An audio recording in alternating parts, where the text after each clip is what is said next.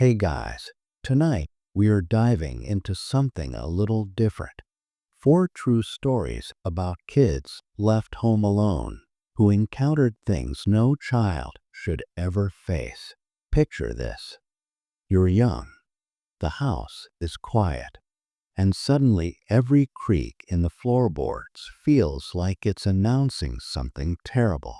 You're about to hear what happened when trust, timing, and terrible luck collided in the worst possible ways. So, before you get comfortable, take a moment to like the video and subscribe, but only if you genuinely enjoy what I do here. And hey, drop a comment telling me where you're watching from and what time it is for you right now. I'm always curious who's out there listening in the dark. Now, dim the lights. Maybe turn on a fan for that soft background hum. And let's ease into tonight's journey together. You're 12 years old, and your older brother Zach has just made you promise not to tell your parents he's going out. It's a weekend night in the mid-2000s, and you're thinking this is going to be amazing. The whole house to yourself, complete freedom, maybe some pizza rolls, and whatever's on cable. Zach's 18, so technically he's responsible, but he's also 18, which means he's not thinking about what could actually go wrong. He just wants to hang out with friends. And you want to feel like a grown-up who can handle being alone. So you agree. You shake on it. Even. He leaves. And for the first hour or so, everything feels exactly like you imagined it would. You settle into the den. That comfortable room with the big couch and the TV that gets all the cable channels your parents usually monitor. You decide, because you're feeling brave and unsupervised, to watch a scary movie. Now, historians of bad decisions would probably mark this as the moment things started tilting sideways. But you don't know that yet. You're just a kid testing boundaries, doing what kids do when the authority figures leave. The movie starts, and at first it's fine. You're into it. But then the house starts doing that thing houses do at night. They talk. The floors creak in that specific way that sounds almost like footsteps. The wind brushes against windows with a sound that could be breathing. The refrigerator kicks on with a mechanical groan that makes you jump. Scholars debate whether houses are actually noisier at night, or if we just notice the sounds more when we're alone and slightly terrified. But either way, you're noticing everything now. Every loud sound in the movie makes you flinch and look over your shoulder toward the half flight of stairs behind the couch. You keep expecting to see someone standing there, watching you, even though logically you know no one else is home. The movie becomes less entertainment and more psychological torture that you're inflicting on yourself. Eventually, your nerves win. You turn off the TV and run, actually run, upstairs to your room like those imaginary demons from childhood are chasing you the moment the lights go out. In your room, you brush your teeth at lightning speed in the bathroom that connects to your parents' bedroom, trying to calm down and feel normal again. Then you fire up your Xbox 360, because this is 2008 or so, when Call of Duty Zombies was the thing, and you play for hours. Here's a quirky detail about that era. The Xbox 360 was notorious for its red ring of death hardware failure, but somehow it always worked perfectly when you needed it most, like when you were using zombie killing as anxiety management. The game does its job. You lose track of time. Your hands stop shaking. You're focused on survival in a virtual world, which feels safer than thinking about survival in your actual empty house. Eventually, your team dies. You're frustrated with the game, tired, and you decide it's time to sleep. That's when you feel it, a vibration through the house, subtle but unmistakable. The front door closing. Relief floods through you because obviously it's Zach coming home. You lie there in bed, listening to sounds from downstairs, waiting for him to come up to his room like he always does. But he doesn't. The sounds continue. Soft footsteps, little thumps and thuds that don't quite make sense. Your stomach starts churning. That stupid, scary movie is messing with your head, you tell yourself. But then you get up and look out the window to check the driveway, expecting to see Zach's car in its usual spot. It's not there. The panic that hits you in that moment is the kind that changes how you understand fear. You're 12. You don't have a cell phone. Most kids didn't yet back then. You can't call anyone without leaving your room and finding one of the house phones downstairs, which now feels impossible because someone is down there and it's not your brother. You tiptoe to your bedroom door and confirm it's locked, even though you know the lock is basically decorative. Anyone with a fingernail could pop it open from the other side. You look around your room for somewhere safe, and your eyes land on the small crawl-in closet built into the wall. You squeeze inside, shut the door carefully, and try to control your breathing. And then you hear someone at your bedroom door, fumbling with the lock. The door opens. Someone is inside your room, and you're pressed into the darkness of that tiny closet, holding your breath, trying to become invisible through sheer force of will. You can hear footsteps moving around your room, not the confident stride of your brother looking for something, but careful, deliberate movements. The floorboards creak under weight. You hear things being shifted, moved, dragged slightly across the floor. Every second stretches into something unbearable. You're thinking about that closet door, how easily it could open, how thin the barrier is between you and whoever is out there. You pray it's Zach. Maybe he parked somewhere else.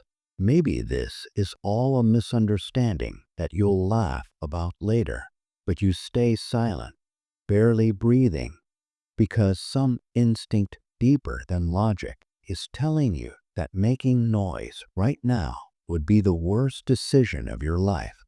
Scholars of childhood trauma often note that kids in dangerous situations sometimes display survival instincts they didn't know they possessed, an ancient part of the brain that understands predators and prey. You're experiencing that now, frozen in your hiding spot while someone rifles through your belongings. You hear something heavy being dragged across the floor at one point, a sound that makes your heart hammer even harder. Time loses meaning in that closet. It feels like hours, though it's probably only minutes. Eventually, the footsteps recede. The person leaves your room, but you don't move. You stay in that closet for what seems like forever, probably close to 2 hours, until finally you hear Zach's voice calling your name from across the house. His voice sounds urgent and angry, and when he comes into your room calling for you again, you step out of the closet. The first thing he does is yell at you, asking what you were doing in there and what you did to his room. That's the moment of confirmation, the cold realization that settles in your stomach like ice water. It wasn't Zach in the house. It was never Zach. You explain everything as quickly as you can, your hands trembling so badly you can't make them stop. Once he understands, his anger transforms into something else. Fear, maybe, or guilt. You both start searching the house together. And that's when the full picture emerges. Drawers pulled out, electronics missing, TVs, gaming consoles, the valuable stuff that can be sold quickly. Someone had been through the entire house, methodically taking what they wanted, and you'd been hiding in a closet just feet away from them. Here's a mainstream fact about home burglaries. According to FBI statistics from that era, most break-ins happened during the day when homes were unoccupied, but nighttime intrusions while people were home, though rarer, were significantly more dangerous. You just lived through one of the dangerous ones. Zach calls the police immediately, and you both wait together, still on edge, checking windows and doors compulsively until the officers arrive. The police take a report, write down everything that's missing, ask questions about timelines and entry points. They're professional, but not particularly optimistic about recovering the stolen items. That's just how these things go. Property crimes with no witnesses rarely get solved. Around 4 in the morning, your parents finally arrive home, and your dad's fury is immediate and physical. He smacks Zach square in the face for being careless enough to leave you alone and, critically, for leaving the front door unlocked. That unlocked door was the invitation. Your mom checks on you, hugs you, tells you she's just glad you're safe. The priorities are clear in that moment. Stuff can be replaced, but you can't. Zach's punishment is financial and ongoing. He has to pay monthly rent to slowly cover the cost of everything stolen. He's treated with extreme caution after that night, his freedom significantly reduced. You, on the other hand, aren't punished at all because you did everything right. You hid, you stayed quiet, you survived. But the experience sticks with you in ways that discipline never could. For years afterward, you can close your eyes and feel that fear again, the weight of not knowing if you'd make it out alive, the sound of someone walking around your room, the eternal minutes in that dark closet. Now, let's shift to a different kind of trust violation, one that happened even earlier in childhood, before kindergarten, in a small peaceful town where everyone knew each other. You're living with your grandparents because your parents just separated and your dad works in the next town over. You see him on weekends. Your uncle, your dad's brother, also lives in the house, so you're rarely truly alone. The neighborhood feels safe. There's a neighbor named David who comes over often to watch hockey or wrestling, who joins family barbecues, who's friendly with both your grandpa and your uncle. He drinks beer with your uncle. He helps your grandpa with yard work and truck repairs. When your grandpa brings home a moose from hunting, David helps haul it into the shed. He's familiar. He's trusted. One night, you're briefly left home alone. Your grandma is at bingo and has called for a pickup. Your grandpa tells you he's going to get her and asks if you want to come along. You refuse because you're watching cartoons, and cartoons are important when you're that age. He reminds you, like always, not to open the door for strangers. Then he leaves. The house gets quiet. Only a few minutes pass before someone knocks at the door. You run up and ask loudly who it is. David's familiar voice answers, identifying himself. You tell him your grandparents aren't home. He says he just saw your grandpa leaving. You mention your uncle isn't home either. David says he was just talking to your uncle on the phone and knows he's out drinking at a friend's place. Then David asks to come in. You tell him you're not allowed to open the door for strangers, and David insists he's not a stranger. He's your neighbor, someone you already know. In your child mind, this logic makes sense. He's right, isn't he? You've seen him dozens of times. He's eaten at your table. He's been in your house before. But there's a confused part of your brain wondering why he would come over when your grandpa and uncle aren't there. Still, the reasoning seems sound enough for a preschooler, so you unlock the door and open it. David towers over you. All adults do when you're that small, but suddenly his size feels different. He's obviously drunk, swaying slightly, slurring his words, squinting with one eye in that unfocused way intoxicated people do. He steps inside and puts his hands on your shoulders as you back up. You don't feel alarmed yet because you've seen your uncle drunk many times, and drunk adults are just part of life in your experience. You tell him he can wait in the kitchen while you go back to watch TV, trying to be polite, trying to do what you think is the right thing. But David won't let go of your shoulders. You try to pull his hands off, but you can't. You're too small, and he's too strong. His voice changes then, filling with anger, and he says things that frighten you. You can't remember the exact words now. Decades later, only the fear they created, the way his tone transformed him from familiar David into something threatening and unknowable. He drags you into the kitchen and grabs a large knife from the drawer. Here's a quirky and terrible detail about memory. Victims of childhood trauma often remember sensory details with perfect clarity while the specific words fade. The weight of a hand, the glint of metal, the smell of alcohol. But the threatening sentences themselves become abstracted into pure emotion. That's what you're experiencing. The knife's tip presses against your belly, and David asks if you want to be stabbed. When you cry, he tells you to quiet down, or he'll cut your tongue or your throat.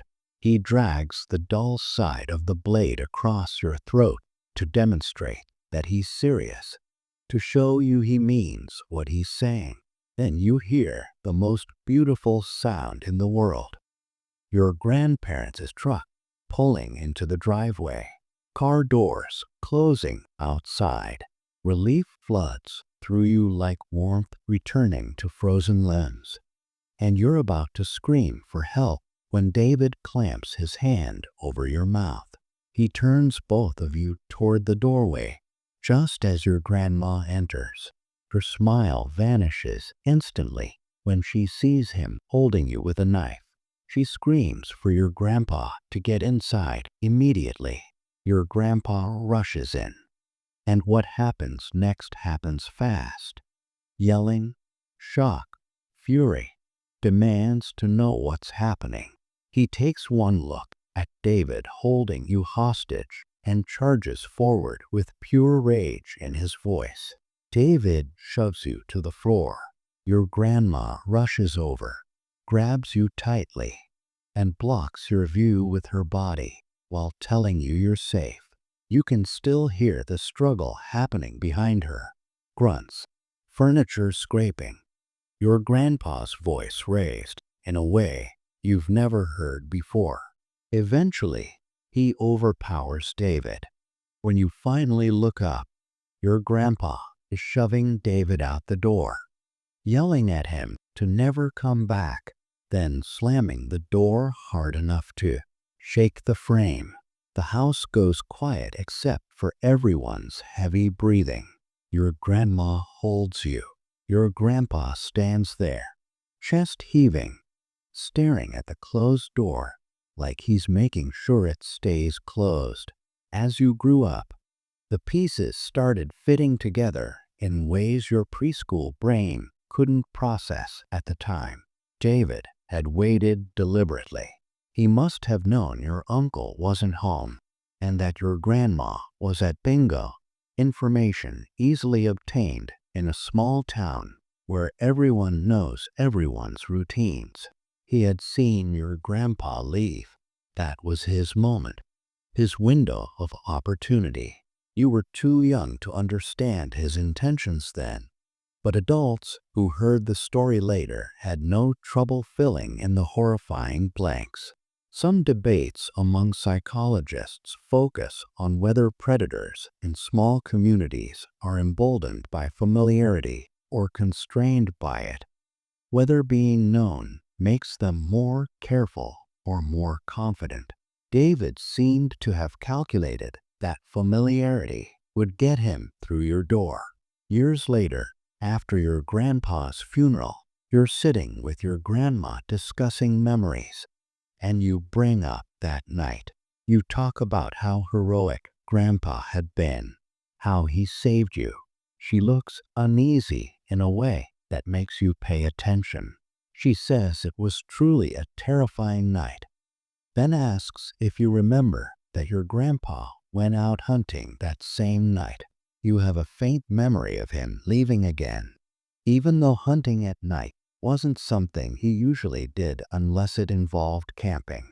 When you ask why he left, she claims she doesn't remember much, but her voice has that quality that suggests she remembers everything. It gets you thinking. They never called the cops to press charges against David. You never saw him again after that night. Not at barbecues, not helping with yard work, not anywhere in the small town where everyone supposedly knew everyone. Your grandpa was respected in the community. He was friends with police officers, went to the same church as some of them, was known as a skilled hunter. No one would question seeing a bloody tarp in the back of his truck if he was driving out of town late at night.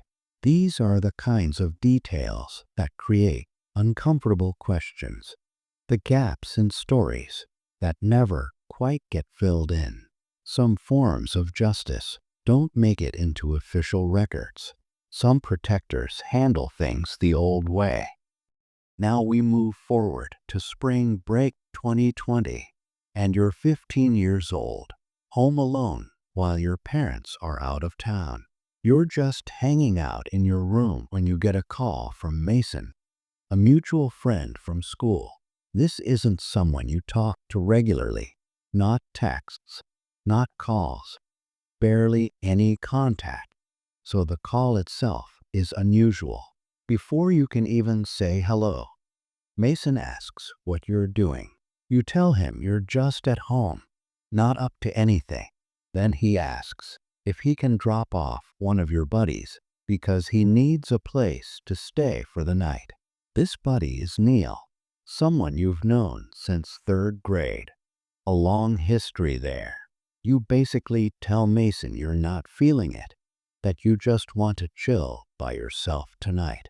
Mason practically begs. You can hear desperation in his voice as he pleads with you to let him drop Neil off. You're still reluctant. Something about the tone is off, too urgent. But then Mason offers to let you use his weed pen if you agree. That's what tips the scale for you. Looking back, you realize how stupid it was to let something that minor persuade you, considering what happens next. But you're a 15-year-old stoner, and your judgment is calibrated accordingly. So you cave. You tell him they can pull up. Neil has always been outgoing with zero filter. Someone who doesn't care what others think. So when you'd heard from your brother and other friends the week prior that Neil started acting really weird in classes, you didn't think much of it at first. Your brother elaborated. Neil would start laughing or clapping out of nowhere, even in completely silent classrooms. He'd say strange things to people for no reason, like claiming the basketball coaches were Freemasons trying to convert him. After hearing this, you realized something was off. But it wasn't until Neil and Mason arrived at your house that you understood how bad it really was. You meet them at your front door and greet them normally. You hit Mason's weed pen as promised and hand it back. Then, as Mason is about to leave, he grabs Neil by the shoulders in a very serious way. Tears form in his eyes, and he pleads with Neil not to do that thing.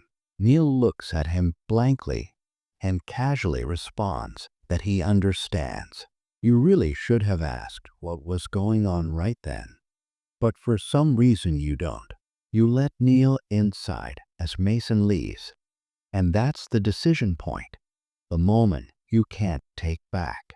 After you close the front door, the first thing Neil asks is whether all the doors in the house are locked. Red flags immediately go off in your head, that primal warning system that tells you you've just gotten into something bad. You tell him they're locked and ask why.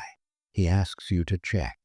So you lead him down the narrow hallway by the front door to show that the back door and laundry room door are both locked. He doesn't say anything after you confirm it. You both stand in silence for a few seconds. Then, out of nowhere, his hand shoots up like he's raising it in class, and he puts on this eerie, toothy smile that you can still see clearly in your mind years later. He holds the pose for a few seconds before lowering his arm without saying a word. There's no context, no explanation, just this deeply unsettling gesture hanging in the air between you. You force a fake chuckle to make the situation seem less weird, trying to normalize something that cannot be normalized. Neil asks for some water, so you both go to the kitchen. As you grab bottles from the fridge, you notice him lingering by the drawer that contains silverware, including the knives. You watch as he slowly opens the drawer and reaches for a steak knife. Here's a mainstream fact about threat response. The human brain can process danger and initiate action in less than a quarter of a second when survival is on the line, faster than conscious thought. You're experiencing that now. Without thinking, you run over, grab his hand before he can take the knife, and slam the drawer shut. Neil doesn't react or move. He just stares at you and lets out a chuckle like he's pretending it was a joke, like you're both in on something funny. At that moment, you can feel your heart pounding in your ears. You're frozen in fear, the kind of fear people describe in genuine life or death situations, the kind that makes your vision sharpen and your body flood with adrenaline. You've never felt like your life was in danger until that moment, and now your only focus is figuring out how to get Neil out of your house. He finally breaks the silence by suggesting you both go to the park in the neighborhood. You agree immediately, acting like nothing happened, playing along. You walk to the laundry room that leads to the driveway, and you intentionally let him out first. You tell him you need to put shoes on, which is true, but also strategic. He pauses and looks subtly disappointed, telling you to hurry up. You shut the door, lock it immediately, and call your brother to explain what just happened. After finishing the call, you grab every knife in the kitchen and bring them upstairs to your room. Keep in mind, you're stoned at this point, so your decision-making isn't perfect, but the core instinct is sound. You need to prevent Neil from forcing his way back inside. Your brother arrives with 3 friends in less than 5 minutes. They meet Neil outside while you stay inside for a few minutes, nervous, before eventually going out. Your brother and friends are talking to Neil, who's rambling about the school's basketball coaches being in the Illuminati, claiming they would sexually assault boys on the team to make them play better. He continues talking nonsense for several minutes.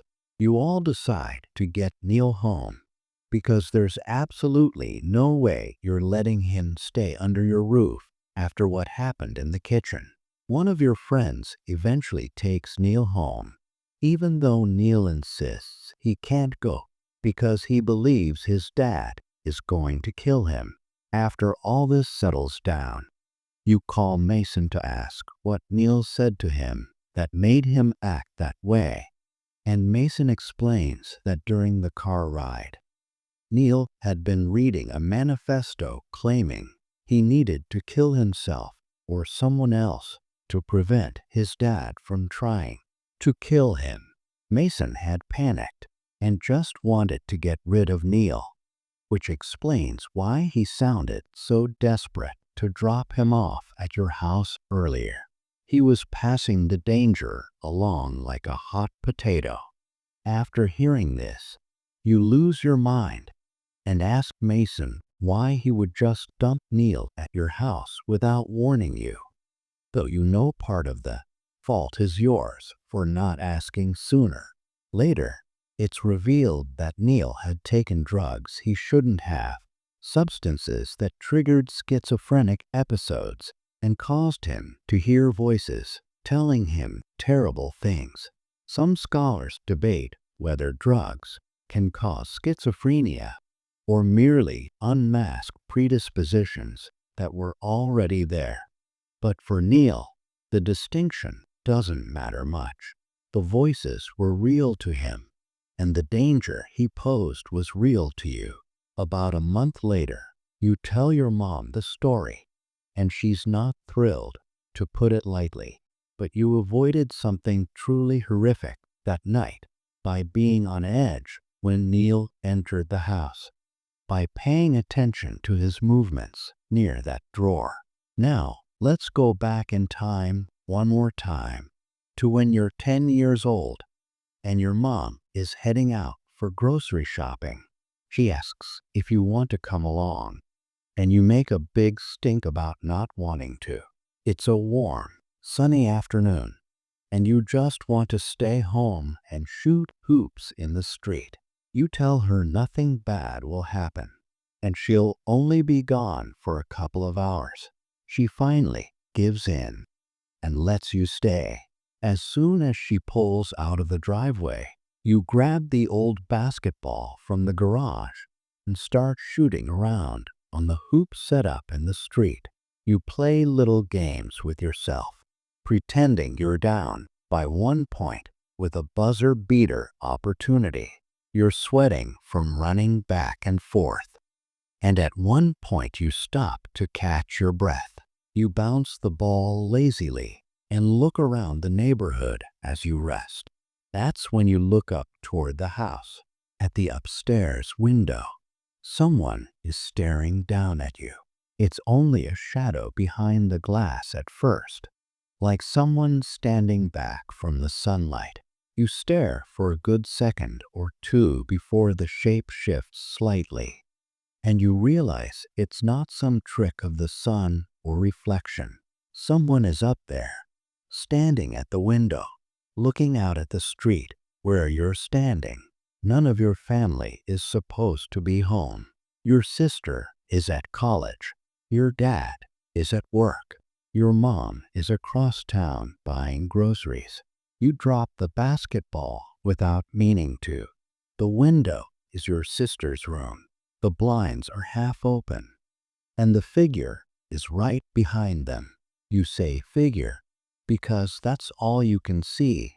No distinguishable features, just a shape, a presence where there shouldn't be one. Here's a quirky detail about human perception. We're actually quite good at recognizing when we're being watched, even at a distance, because our brains are wired to detect the specific pattern of a face or body oriented toward us. You're detecting that now, and every instinct is screaming that something is wrong. You don't know what else to do except run inside and see who's home. You run around the side of the house and through the backyard gate, burst inside, and slam the door shut behind you. You yell up the stairs asking who's home. Your voice cracks when you yell it. For a second, you don't hear anything. Then a voice answers from upstairs. It says, "Come upstairs." It's not your mom. It's not your sister. It's not your dad. It's deeper than any of their voices, but not deep like a grown man trying to sound scary. It sounds like someone trying to sound normal, trying to imitate what a family member might sound like when calling you upstairs. But it's wrong. Everything about it is wrong. You don't go anywhere near the stairs. You run straight through the house, grab the house phone off the kitchen counter, and sprint back outside as fast as you can. You call your mom and tell her someone's in the house. She doesn't believe you at first. She tells you that's not something to joke about, says she's almost done shopping. But you start basically crying into the phone, telling her you're not joking, telling her you heard someone call your name from inside, and they're at the upstairs window. She finally believes you when you start sobbing and begging her to come home. She says she's leaving the store right now. After she hangs up, she must have called the police because a cop car pulls up at the same time her car turns into the driveway. She runs to you asking where you saw the person. You point to the upstairs window. The police go in first. Your mom follows them inside after a minute or two. You wait out front, refusing to go back in there. For 10 minutes, you just stand there staring at the upstairs window where you saw the figure. No one appears at it again. Eventually, one of the officers comes out and tells you it's safe to come inside. You go in and point upstairs to your sister's room. They check the closets, under the bed, behind the dresser. They even check the attic and every other room in the house. They don't find anyone or anything. After the police leave, your mom starts acting doubtful again. She says she believes you, but you can tell she doesn't fully. She says if she finds out you were messing around, you'll be punished for scaring her and wasting police time. You keep telling her you're not lying. She keeps saying she knows, but her voice says something else. That night, you have trouble falling asleep. You keep thinking about the voice and that shadow behind the blinds. But eventually exhaustion wins and you drift off. You don't know what time it is when you wake up. It's still dark out, and at first you think you woke from a bad dream. But then you hear something in your room, just loud enough to wake you. You sit upright in bed. Your eyes adjust to the dark slowly, and you can see the outlines of familiar things. Your dresser, your closet door cracked open, your shelves, and across the room, not far from your bed, you see something else, an unfamiliar shape, a tall, dark shape standing completely still. For a second, you think you're imagining it, but then the slightest movement confirms what it is. It's a person, A full-grown person standing in your bedroom in the middle of the night. You don't even have time to breathe. You just scream, a loud, broken scream that tears out of your throat. As soon as you scream, the figure moves fast. It darts across your room in 2 steps, grabs your window, slides it open, and jumps out. You hear feet landing on the small awning below the window. Your parents burst into the room immediately. Your dad runs straight to the window and looks out, then runs downstairs and out the back door to try to find whoever it was. You're fairly certain he ran out there barefoot. He comes back minutes later out of breath, shaking his head, saying he didn't see anyone. They call the police again, but this time it's mostly to file another incident report and have cops scout the area. You don't know how long he was in the house. All you know is he was inside during the day long enough to know your name, and he was watching you from your sister's window, and he stayed in the house until nightfall. That, or he snuck in and out through your bedroom window by climbing that awning. Either way, he was in your room while you slept, standing there in the dark, watching you. Who knows what else he did while he was in the house? That's the scariest part. Not just what happened, but what could have happened. All the terrible possibilities that your mind fills in later. So here we are, at the end of 4 stories that share a common thread: the vulnerability of being young and alone, and how quickly safety can dissolve into something terrifying. You've heard about the 12-year-old hiding in a closet, the preschooler facing a knife, the teenager stopping a friend from grabbing a weapon, and the 10-year-old waking to find someone standing in the dark. These aren't just scary stories. They're reminders about instinct, about listening to that voice in your head that says something's wrong, about the thin line between routine and catastrophe. But you're safe now, listening to this in your bed or wherever you are. And those moments have passed for the people who lived them. Let your breathing slow down. Let the tension drain from your shoulders. Tomorrow you'll wake up and these will just be stories again. Voices in the dark that can't reach you anymore.